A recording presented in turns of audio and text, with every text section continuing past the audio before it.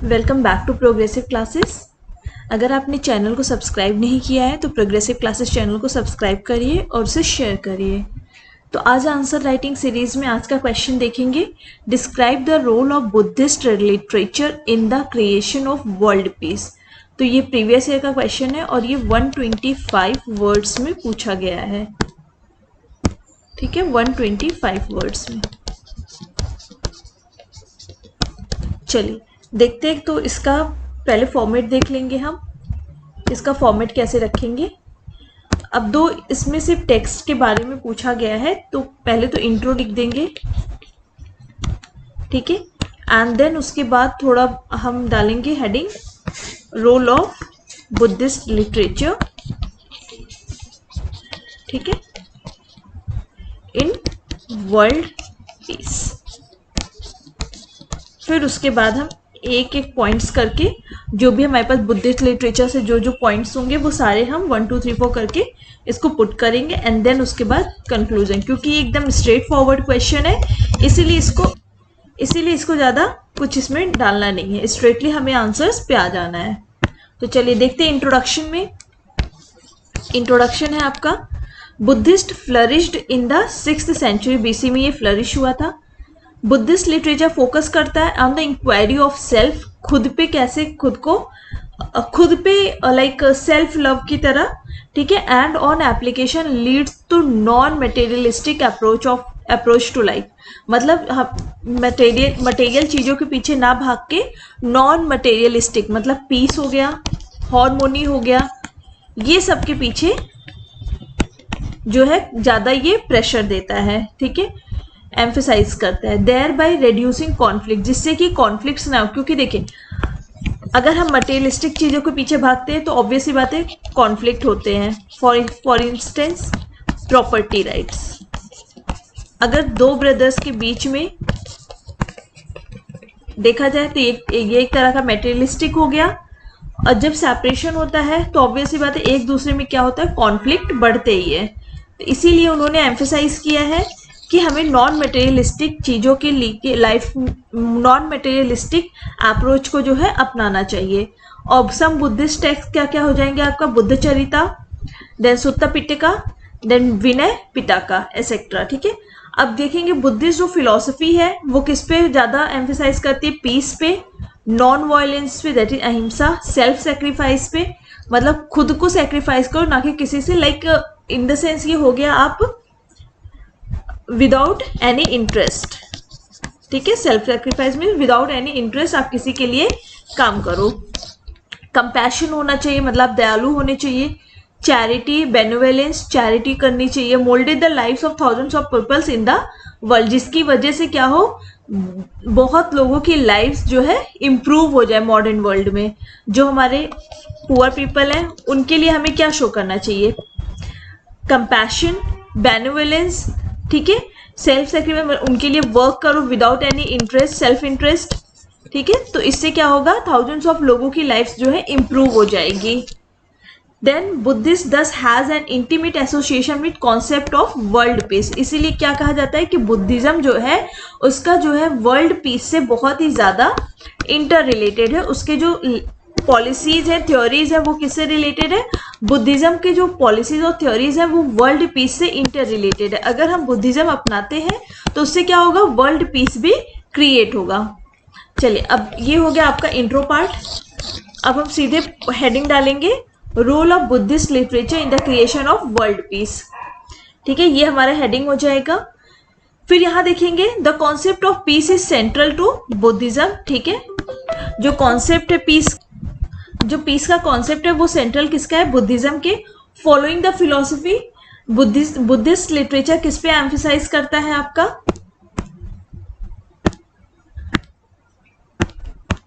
वो आपको एम्फेसाइज करता है,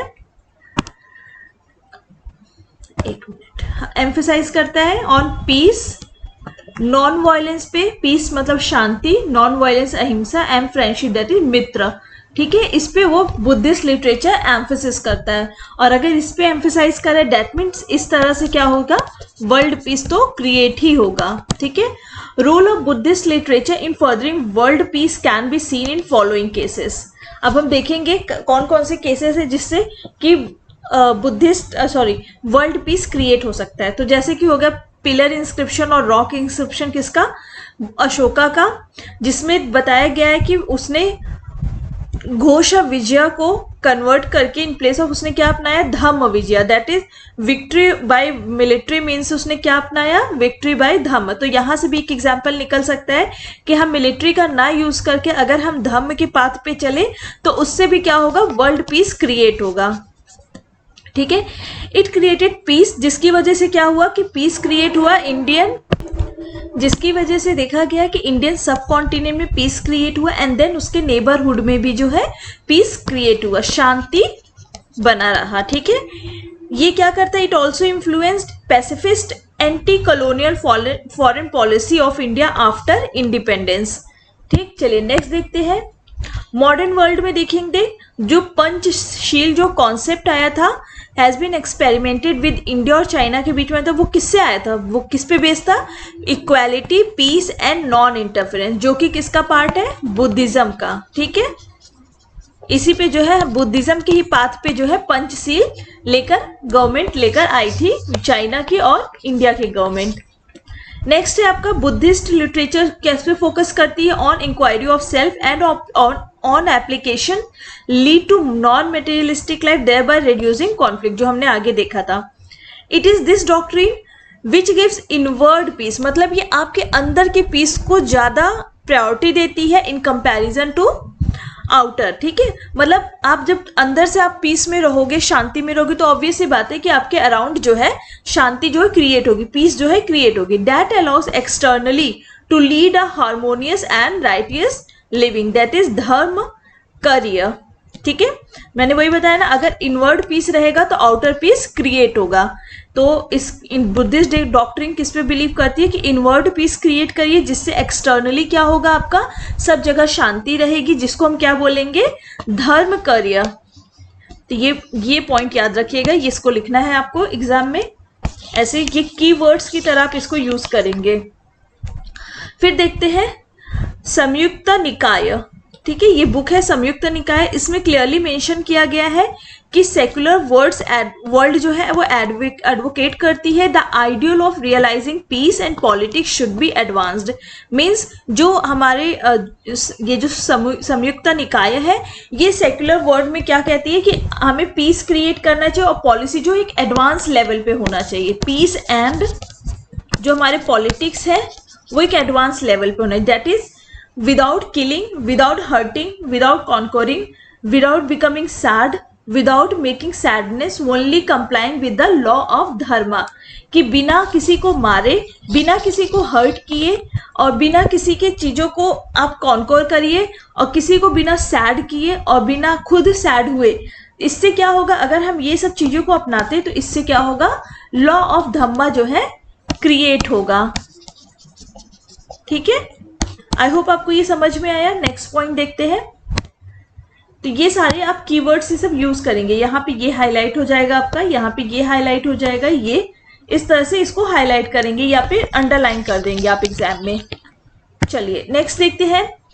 हम पाली कैनॉन जो है उससे क्या एविडेंस पाते हैं कि अगर हमें कॉन्फिडेंस, टॉलरेंस एंड हार्मोनी जो डेवलप करना है तो ये एक्सट्रीमली इंपॉर्टेंट है कि हमें it is extremely important to cultivate common values और यूनिवर्सल एथिक्स। तो इसके लिए क्या इंपॉर्टेंट है कि हमें एक यूनिवर्सल एथिक्स क्रिएट करना होगा। हमने लास्ट क्लास में पढ़ा था कि एथिक्स क्या होता है, जो सोसाइटी बनाती है। ठीक है, तो अगर हमें इन चीजों को डेवलप करना है, that is confidence, tolerance and harmony in the society, तो एक कॉमन एथिक्स होना चाहिए सबके अंदर। वो कॉमन एथिक्स क्या होना चाहिए, पीस डेवलप करना, हार्मनी बनाना सोसाइटी में, कंपैशन रखना। तो इस वजह से क्या होगा, देयरफॉर इस वजह से क्या हो, एक यूनिवर्सल एथिक्स क्रिएट होगा। Therefore promotion of education, dialogue, social and economic development would lead to sustainable development of peace in the world। तो अगर आप कॉमन आपका एथिक्स रहेगा तो उसके वजह से आप जो भी एजुकेशन प्रमोट करोगे, जो भी डायलॉग्स होंगे या सोशियो इकोनॉमिक डेवलपमेंट होगा, वो किस पे बेस हो जाएगा आपका, वो बेस्ड होगा आपका sustainable development of peace in the world. वो एक सस्टेनेबल डेवलपमेंट पे बेस्ड होगा अगर आपने एक कॉमन एथिक्स अपनाया तो। ठीक है, तो उसी कॉमन एथिक्स रहेगा तो उसी का एम्फेसिस क्या होगा, आपका एजुकेशन पे भी उसका हमें देखने को मिलेगा, उसी पे आपका डायलॉग भी उसी तरीके से होगा, सोशियो इकोनॉमिक डेवलपमेंट भी आप उसी तरीके से करेंगे। ठीक है, चलिए नेक्स्ट पॉइंट देखते हैं। Of all the traditional Buddhist teaching perhaps the best known किस पे है, एम्फेसिस ऑन मिडिल पाथवे। अब मिडिल पाथवे क्या होता है, path of moderation between extreme, मतलब आपका मीन्स और एंड्स बहुत ज्यादा एक्सट्रीम नहीं होना चाहिए। ठीक है, हमेशा कोई भी काम करो तो उसके लिए क्या मिडिल पाथ अपनाना चाहिए। अब ये नहीं है कि रशिया या यूक्रेन का जो वॉर हो रहा है उसमें rather than using military force उनको क्या अप्लाई करना चाहिए था, उनको वहां पे अप्लाई करना चाहिए था, डायलॉग से बात खत्म करना चाहिए था। ठीक है, ना कि इस तरह से मिलिट्री का यूज करना चाहिए था। तो ये होता है कि हमें किसी भी सिचुएशन के लिए एक्सट्रीम पाथ को अपनाना नहीं चाहिए और मिडिल पाथ की तरफ ले जाना चाहिए, जो कि बुद्धिस्ट टीचिंग भी कहता है। In some other place, next point है, in some other place Buddhacharita notes that avoiding engaging in war a technique from the Dharma Samuccaya सूत्र प्रपोजेस। तो बुद्ध चरित्र में देखा गया है कि अगर वॉर को अवॉइड करना है तो उसमें एक टेक्निक बताया गया है, किसमें, धर्म समुकाय सूत्र में। ठीक है, एक टेक्निक बताया गया है जिसमें कहा गया है इवन अगर कोई army of another country should invade, even if an army of another country should invade और प्लंडर, तो किंग को अगर कोई, मतलब फॉर एग्जाम्पल चाइना जो है इंडिया पे वॉर इन्वेड कर रहा है, ठीक है, तो इंडिया को पहले क्या देखना चाहिए कि उनके जो सोल्जर्स हैं वो इतने ब्रेव हैं या फिर कोवर्ड है, और क्या देखना चाहिए कि देन और conclude peace by means of expediency, और जिस तरीके से हो उस तरीके से हमें वो चीज सॉल्व आउट करना चाहिए। ठीक है, तो इसमें बताया गया कि अगर कोई भी कंट्री यहाँ पे वॉर और प्लंडर कर रहा है तो किंग को क्या देखना चाहिए कि उनकी सोल्जर्स जो है ब्रेव है या कोवर्ड है, और फिर कंक्लूड करना चाहिए कि किस मेथड से वो जो है उस वॉर को खत्म कर सकते हैं। ये आपके हो गए अराउंड ये आपके 7 पॉइंट्स हो गए जो कि बुद्धिस्ट लिटरेचर से हमें सीखने को मिलते हैं, और कई कई जगह पे लिटरेचर का नाम मेंशन किया तो आप जरूर मेंशन करेंगे आंसर्स में। ठीक है, चलिए कंक्लूजन में लिखेंगे, Buddhist teaching inculcate, Buddhist teaching क्या इनकलकेट करता है, compassion, calmness, composer, Joy among humans, and they can help maintain a sustainable balance between man and nature. तो बुद्धिस्ट लिटरेचर जो है एम्फेसाइज करता है किस तरह से हम बैलेंस क्रिएट कर सकते हैं नेचर में और डेवलपमेंट में, ठीक है, और मैन में। Buddhist teaching can transform the society into their better and more human form as reflected by Tibetan spiritual leader Dalai Lama. The 20th century was a century of war and violence. अब देखेंगे कि 21st century जो है वो piece और dialogue पे जो है बेस्ड होगी। Now we all need to work to see that 21st century किस पे, इसमें बोला गया है कि जो हमारे बुद्धिस्ट टीचिंग की वजह से जो हमें देखने को मिलता है, जो हमारे दलाई लामा है तिब्बतन जो स्पिरिचुअल लीडर दलाई लामा, उन पे ये देखने को मिलता है कि किस तरह से बुद्धिस्ट टीचिंग का उन पे इम्पैक्ट पड़ा है। ठीक है, और क्या हमने देखा कि 20th सेंचुरी जो है एक वॉर और वायलेंस की सेंचुरी थी, बट हमें अब आगे क्या करना है कि 21st सेंचुरी जो है एक पीस और डायलॉग, मतलब पीस क्रिएट हो और हर चीज के लिए पहले डायलॉग लेवल पे बात हो, ना कि मिलिट्री लेवल पे। तो ये आपका आंसर है। ठीक है, ये आप ऐसे कंक्लूड करोगे। आई होप आपको समझ में आया points. Role of Buddhist literature, आप इंट्रो डालोगे एंड देन आपके ये 1 2 3 4 करके आप सारे पॉइंट्स डालोगे और की पॉइंट्स को हाईलाइट करोगे। जैसे मैंने यहाँ पे हाईलाइट कर दिया है धम्म विजया, घोष विजया, एंड देन यहाँ पे मैंने पंचशील को लिया गया था, जो फिर बुद्धिस्ट लिटरेचर से आपको क्या सीखने को मिला, एंड देन उसके बाद धर्म कार्य, इसको भी फिर आप संयुक्त निकाय इसको हाईलाइट करोगे, एंड देन पाली कैनन, फिर उसके बाद मिडिल पाथवे को आप हाईलाइट करोगे तो बुद्ध चरिता, एंड देन धर्म समुकाय सूत्र। ठीक है, ये सारे आपके हाईलाइटेड पॉइंट्स होंगे। सो आई होप आपको ये लेक्चर समझ में आया होगा। इस तरह से आपके आंसर्स कंप्लीट होते हैं। So thank you.